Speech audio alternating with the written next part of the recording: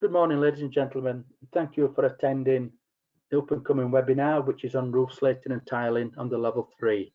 The presentation will be about to start in the next couple of moments. Thank you.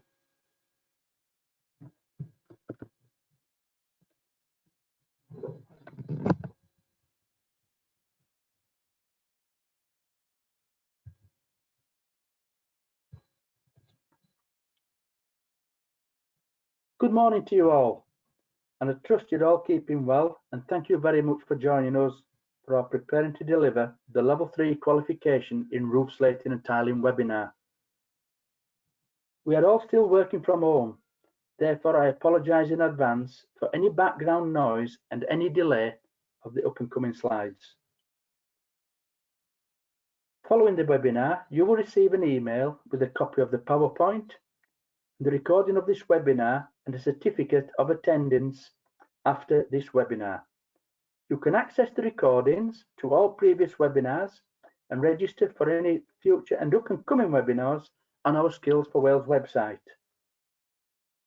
You will also receive a link to a survey. We would be very grateful if you could take the time to fill in this survey, as your feedback is very valuable to us.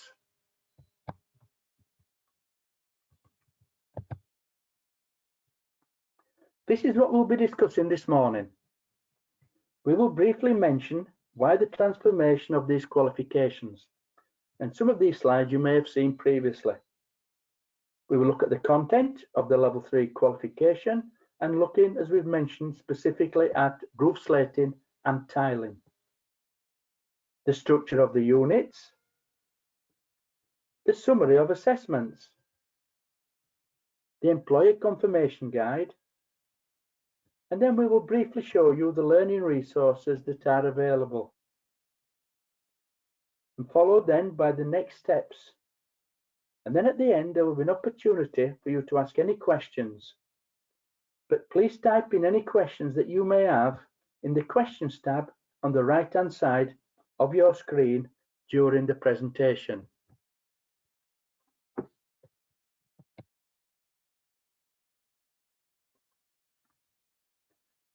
Here are your presenters today. David Pye, who's the Senior Technical Advisor for the Building Services and Engineering. Jason Howe, the Technical Advisor for Construction at City and Guilds. And unfortunately, Anne Harrod, who can't be with us today, who's the Policy Stakeholder and Partnership Manager for City and Guilds. And myself, Ian Roberts, a Technical Advisor, same as my colleague Jason, for Construction, again at City and Guilds. Ian, the presentation's not coming through, mate. Isn't it coming through?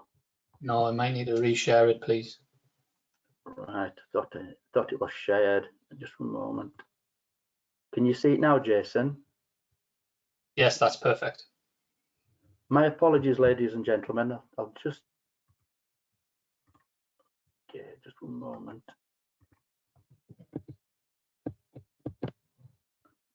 Not moving now, unfortunately. Right. I'll just go back to the agenda then, so you can see the agenda that we've got for you. And my apologies again that the slide didn't move forward. So there's what we've gone through: the welcome introduction, why the transformation, the level 3 qualification context structure, and then finishing with the questions and answers. We've mentioned already the team, which is David Pye, Jason Howe, there you can see, and Harrod, who fortunately can't be with us today, and myself, Ian Roberts. So why the transformation? And we're moving forward. So in February 2018, Qualifications Wales published the Building the Future report, which was a sector review of the qualifications and the qualification systems in construction and the built environment in Wales. Some of the Qualifications Wales outlined findings where there was inconsistent assessment practices, some areas of learning that were not being effectively assessed, and learners needed to deal with a range of tasks and to be able to problem solve. The qualifications weren't meeting skills needs of Wales, and that there was also a need to reduce the complexity of the systems and especially when there was over 400 qualifications at that moment in time. That there was also a need to improve coherence with clear pathways. And then to follow that, progression routes needed to be clear through framework and onto work or higher education. And then finally, to ensure they've got the portability within Wales and beyond and throughout the UK. On this slide, what you can see now, it shows the type of questions you may have. I won't go through this slide. As I mentioned earlier, you will be receiving a copy of the presentation. But this is a good indication of what some of the frequently asked questions are currently being asked. So who is the qualification for, and what will the mode of attendance? And finally, what will the qualification lead to? And there's the responses there to try and help you move forward. On this slide, you'll see the transition arrangements commencing September 2022. So a learner who commences on a full-time course who isn't successful in gaining employment will commence on a foundation course. The foundation course, as we're all aware, contains a number of core units plus 2 other trade-specific areas that the learner will have to achieve. Following that, if they're then successful and gain employment, then they will step straight into the new apprenticeship framework, whichever trade area they have decided to select. Unfortunately, if the learner isn't successful gaining employment, then thankfully they can then still progress but onto the progression qualification. And avenues are still open. So from the progression qualification, they can still join the apprenticeship moving forward. Because the progression qualification is exactly the same as what a learner continuing on apprenticeship would cover in their actual second year as well. If you have learners that are not yet quite ready for the foundation, then they can join and register onto a broad level 1 qualification. And then upon successfully completing that, then they can join the foundation. And like we've mentioned on the first part, continue then onto the apprenticeship, or from the foundation to the progression and then onto the apprenticeship. All new learners who are successful in gaining employment upon commencing the trade, then they would complete what they call a core qualification. And the 6 units within that core qualification are exactly the same as what's located in the foundation qualification. So they're all attaining and achieving the same level of knowledge and understanding of the industry. But whereas in the foundation, they will select 2 trade areas, in the core qualification, the learner would only select the one that their apprenticeship that they are working on moving forward. I would now like to pass you on to Jason, who'll take you through the next sections. Thank you for now. Thanks, Ian.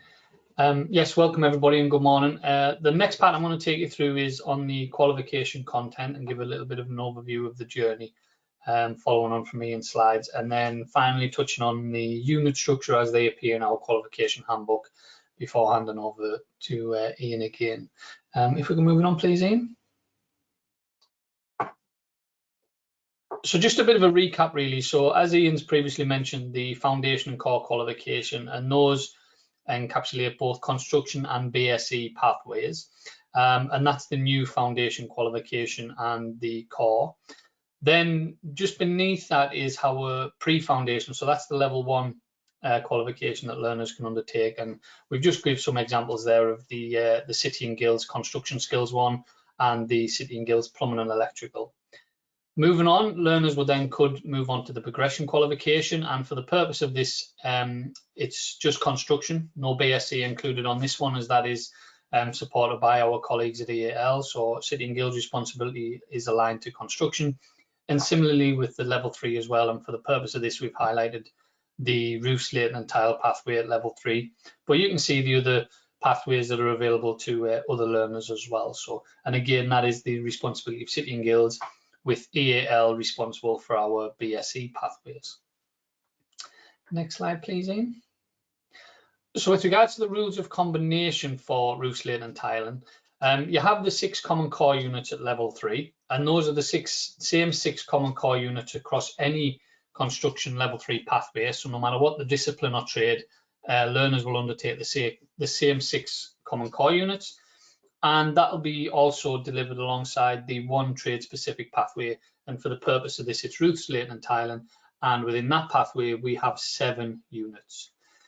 With regards to the assessment for this qualification, we're going to move on to them a little bit later, but there are 3 assessment methods, and it's just to highlight that learners have to achieve at least a pass grade or higher in each one of those assessment methods to be successfully certificated. And for the purpose of this qualification, the 634 guided learning hours aligned to it and that includes the 76 hours for assessment. And that GLH can be delivered either within the training provider's environment or within their industry setting. Next slide, please, Ian. Thank you.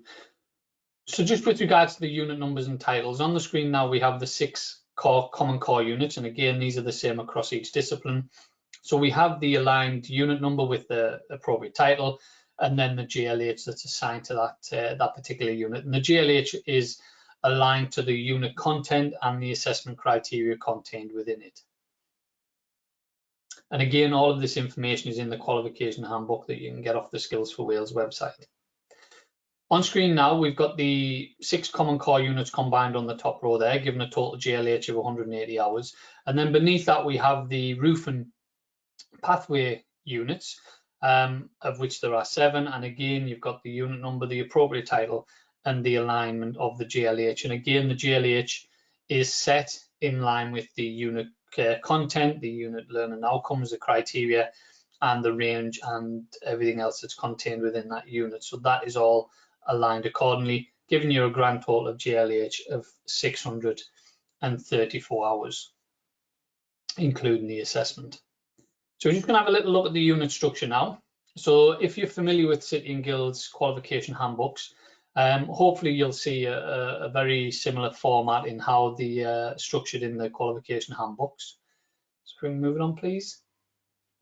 So the first part we're going to look at is basically just to give an overview of how the units are structured essentially and what they mean. So we've got the learning outcomes, which are groups of chunked together practical skills and knowledge that needs to be covered in teaching and learning.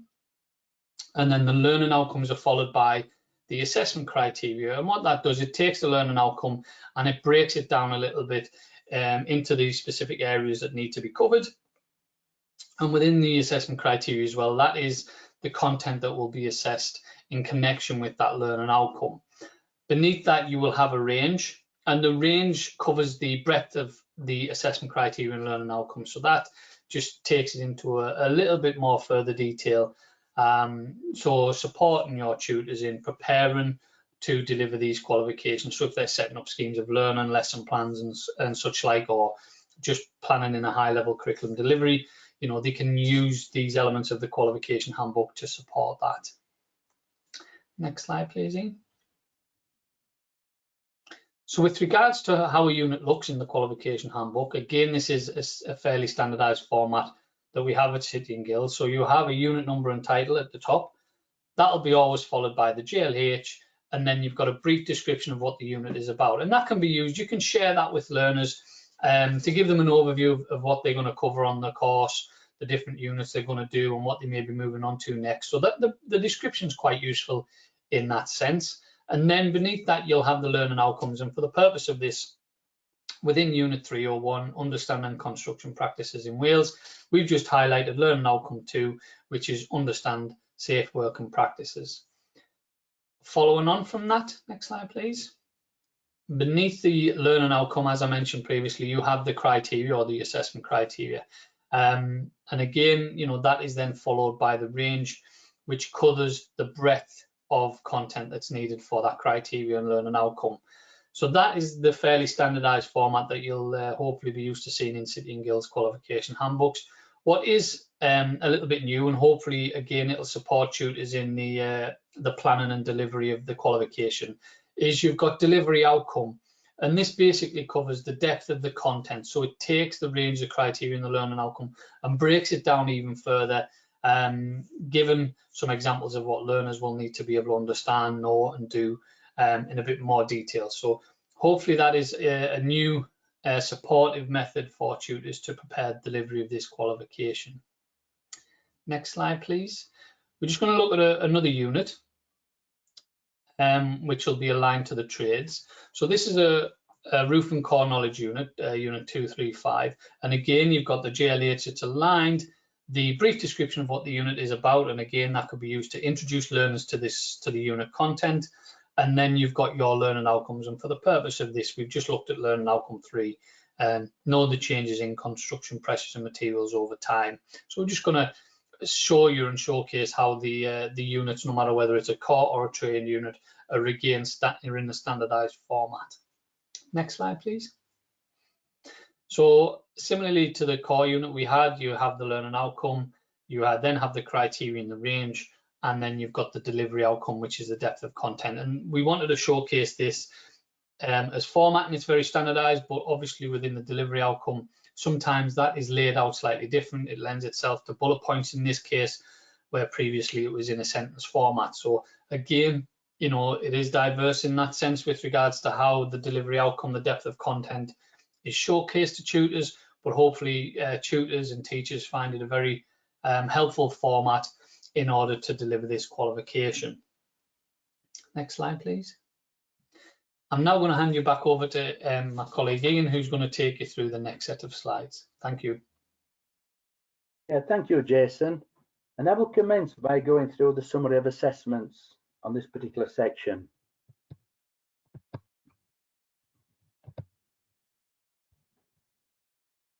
The level 3 qualification is assessed using 3 methods of assessment. The on-screen assessment, which is multiple choice questions, externally set and externally marked, and it's got an overall weighting, like other qualifications, of 20%. You will see that this will include 2 knowledge tests, test 1 and test 2, which I will come back to later on in the slides. We've then got the practical project, and it's covering the trade area that they are working towards. This is carried out within industry, set in agreement with the employer and assessed by the assessor employed by the training provider. This will then be externally quality assured and has an overall weighting of 60%. The professional discussion is a new method of assessment, although hopefully by the time the learner gets to this stage, they will have covered some various practical experiences through the guided discussion maybe, or even some mock role play as they've been working towards this. But this one is one externally set and externally marked, and it will be carried out by a trade-specific member of the awarding organisation, and again as an overall weighting of 20%. But before we move on, I would like to reinforce we have an assessment pack detailing the requirements of the assessments that can be either downloaded or retained from the Skills for Wales website, and that's the website address for you to look at as you're working through it. Within this slide, I would like to go through in more depth each method of assessment. First of all, again, it's the on-screen assessment. And like we've mentioned, it contains 2 tests, test 1 and test 2, and can be taken at any stage in the assessment process. Although this is on demand and completed at any time, it is advisable to complete prior to the professional discussion. Test 1 contains 45 questions, and the learner will have 70 minutes to complete. But test 1 may have been completed during their 2nd year, or a learner who may have completed their progression qualification will have achieved this as it is the same test. And that, of course, is provided they've covered roof slating and tiling during their progression pathway. If they haven't and they've covered another pathway, then they would have to redo test 1. Test 2 is completed in the final year and has 12 questions and a timing of 20 minutes to be able to go through. The practical project, this is made of 3 elements and tasks, very similar to what we have in the foundation and progression, which includes the planning, the performing and evaluating are the 3 elements. The project has got to be carried out in the realistic working environment. That's out within industry, and that they can select from a number of tasks that are outlined within the assessment pack and cannot exceed any more than 4 work-based tasks that's outlined in the assessment pack. As I've mentioned previously, the assessor employed by the training provider will carry out assessment visits, which will include a minimum of 3 visits that's specifically looking at the practical project. The professional discussion will be carried out by a member of the awarding organisation and will be occupationally competent. This will be carried out in a one-time sitting and can be either virtual or face-to-face.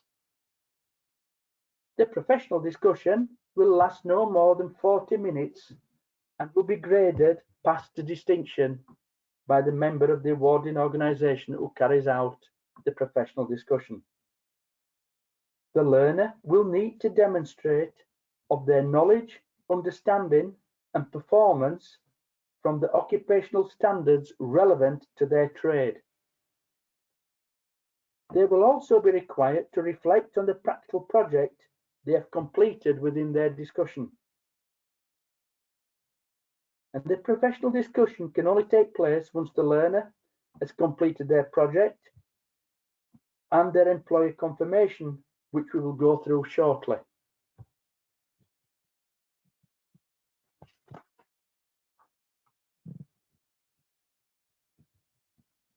The online assessment will contain engaging multiple choice question types and styles and are all online with results received immediately after the assessment.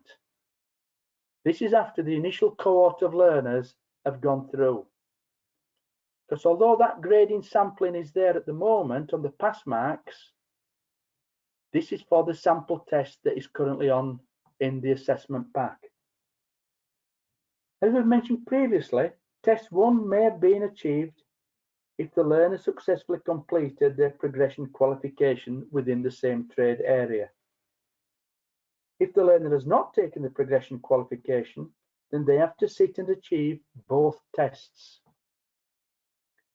Here you can see on the right of the slide the assessment information for test 2.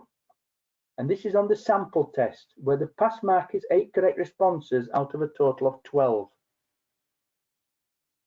to attain a P1, which is a pass. The pass marks for the current tests are still to be confirmed. And as I've mentioned earlier, this will depend, first of all, once the marks have been agreed and set, once a certain cohort number of learners have actually gone through the test.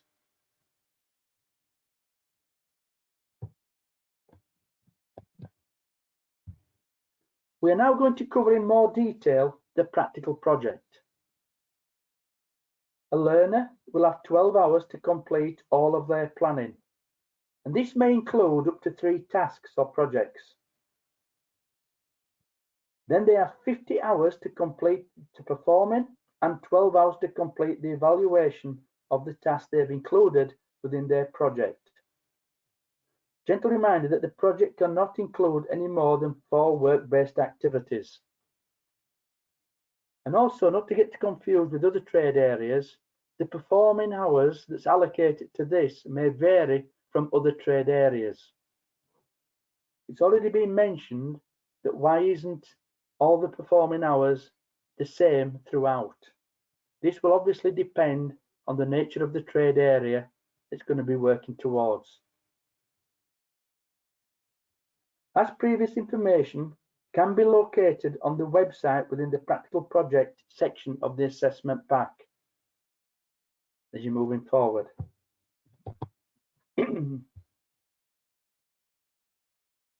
With regards to the professional discussion, here you can see a brief overview of the content and timings.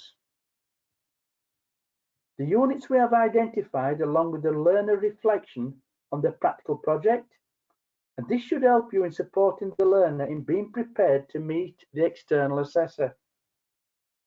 Project documentation that the learner has worked towards and completed can be available during their professional discussion to help the learner make reference to. And as you can see, the discussion will have to be recorded and captured in a secure GDPR compliant way. The learner will have 40 minutes to complete, with an additional 5 minutes can be added to allow a learner to complete the final question. There is no minimum, there's just 40 minutes, which is the maximum time that is allowed. So there is no minimum time. So if a learner completes within that 40 minutes, then they can do so and move forward accordingly.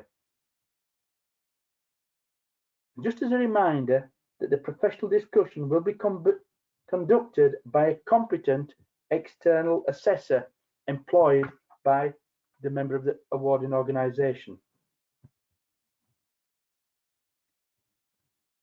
We are all aware now that there is no MVQ in the level 3 qualification.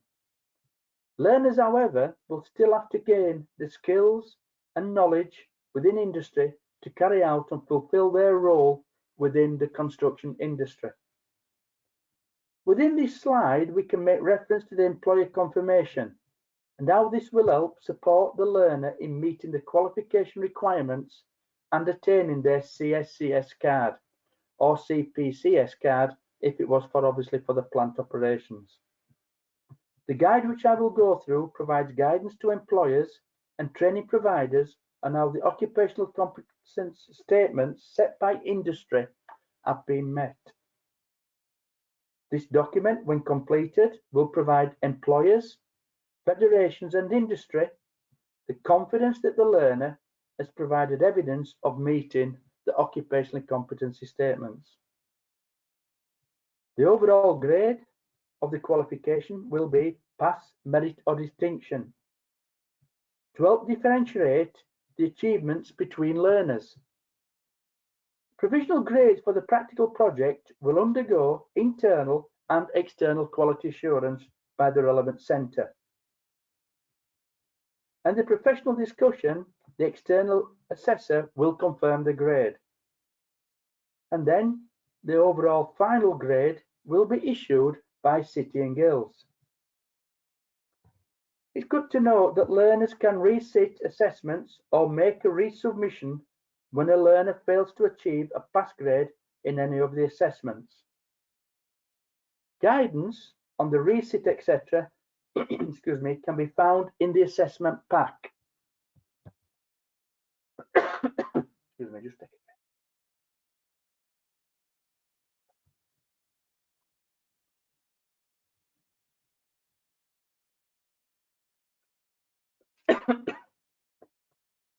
Okay, so the on-screen assessments, as we've mentioned,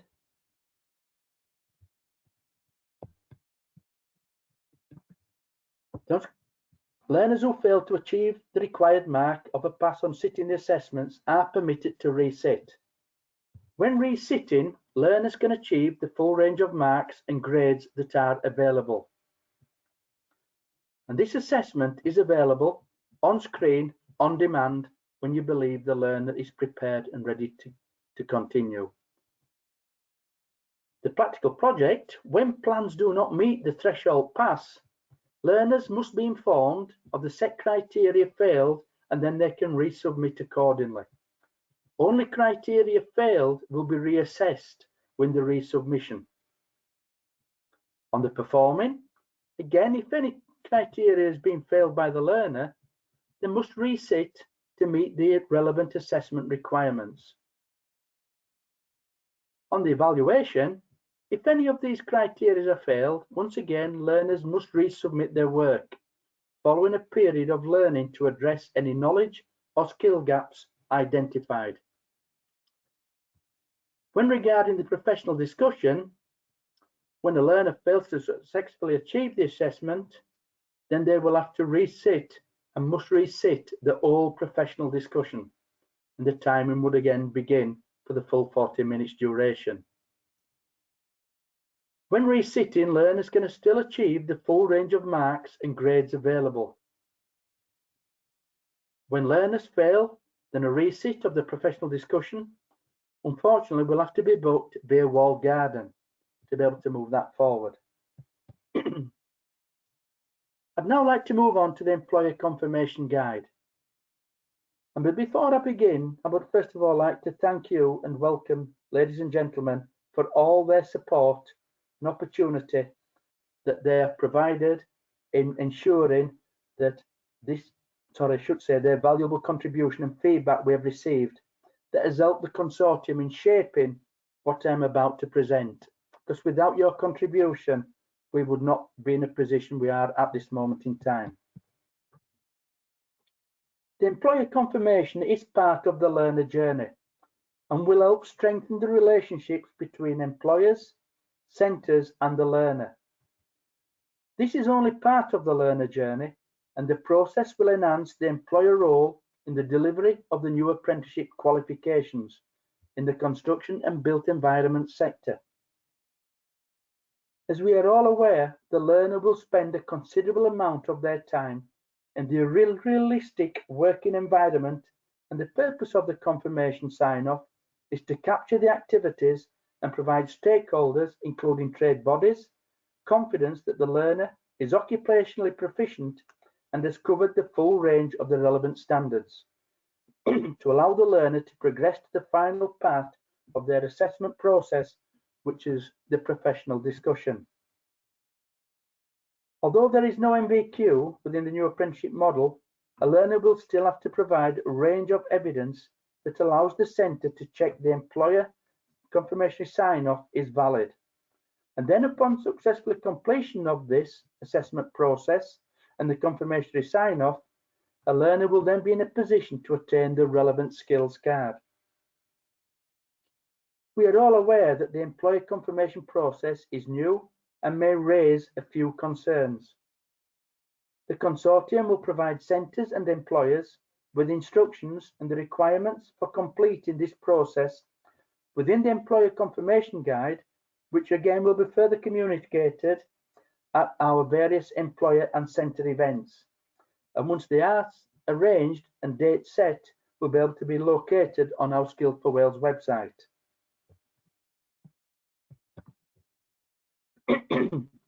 Here we can see how working collaboratively we can support the learner along their journey, that they were required to move forward and progress to their final assessment, the professional discussion.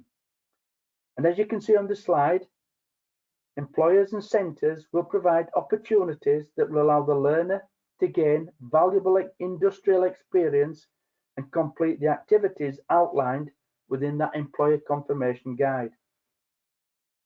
Whether it be 1, 2 or 3 employers, they will work with learners throughout their apprenticeship. Hence the reasons why we have made provision on Form A and Form B for more than one employer to work on the documents.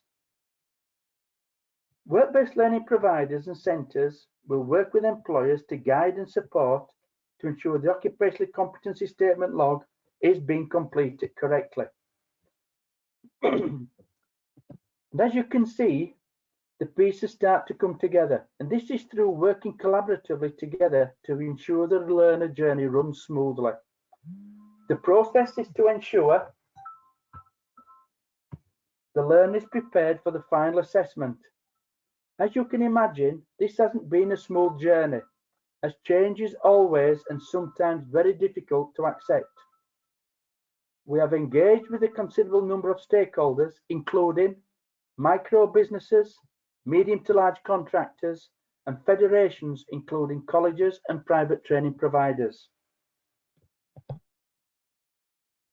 Within this slide, you will see the front page, contents, and a section that is contained within the employer confirmation guide. Whether it be 1, 2, or 3 employers, they will work with the learners throughout their apprenticeship. Hence the reasons why we have made provision on Form A and B for more than one employer to work on the documents. The employer confirmation guide will be trade specific and can be located on the Skills for Wales website. The document will be in a writable PDF and can be completed either electronically or hard copy. The employer confirmation document is the responsibility of the employer and learner working collaboratively with the learning provider. Although not part of the qualification, this has to be completed prior to the learner moving forward to complete their final assessment, the professional discussion. I would now like to pass you on to David, who will take you through the next sections of the presentation today. Thank you for now. Thank you very much, Ian. We're going to now look at some of the resources and just some of the final slides, really. So next slide, please, Ian.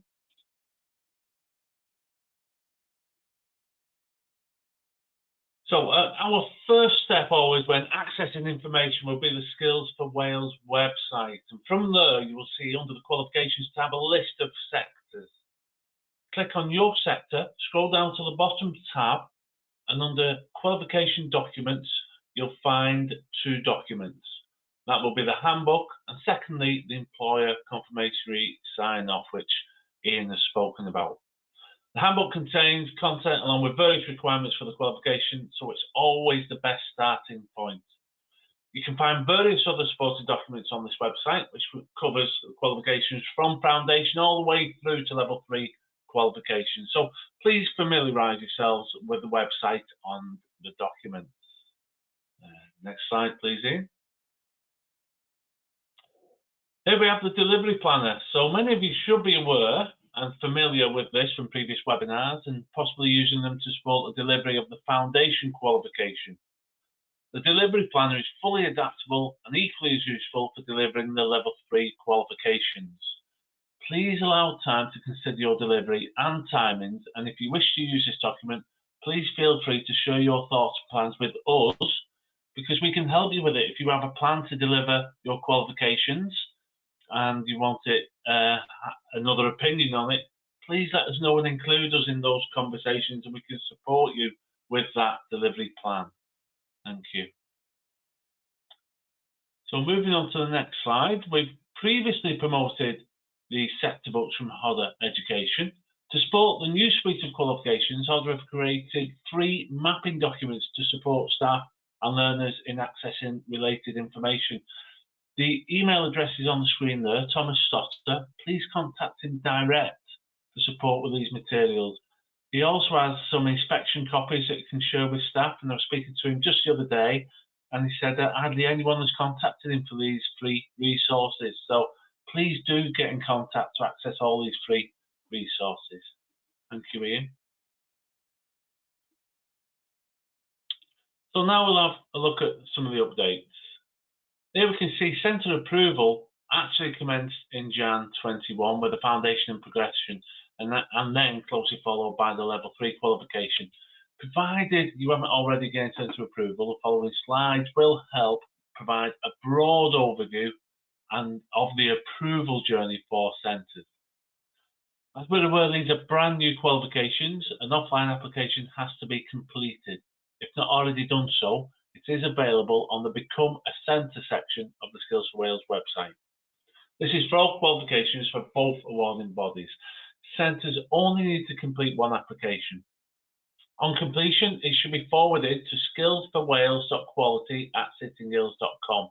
This section also contains a really helpful and useful FAQ document on approval. Thank you, Ian. So centres can expect a decision within 30 working days, and please note separate approvals must be submitted for sub-centres. So if you have several sub-centres, these will require an extra approval. Centres don't need to reinvent new documentation for these qualifications in terms of your IQA.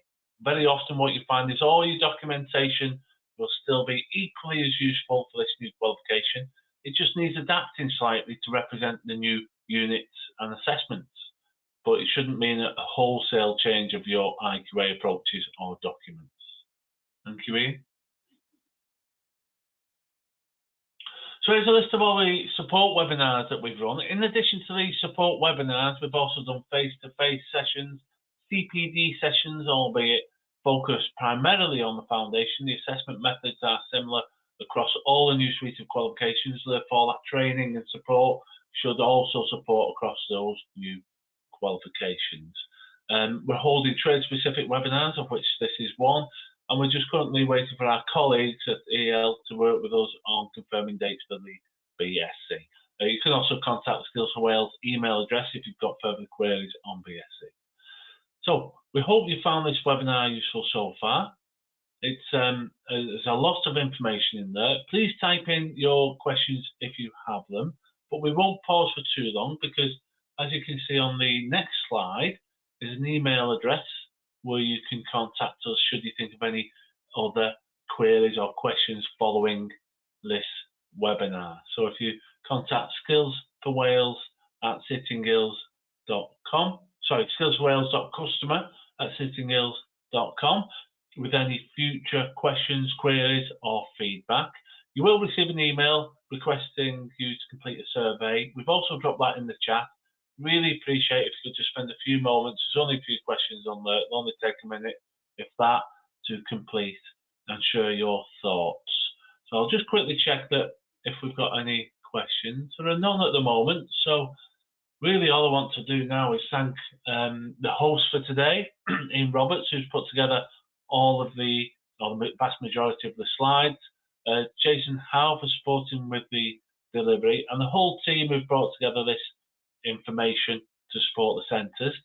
Hope you found it useful. Please do contact us direct with any questions so we can help you and support you. So thank you very much for your attendance. Take care and enjoy the rest of your day. Thank you. Bye.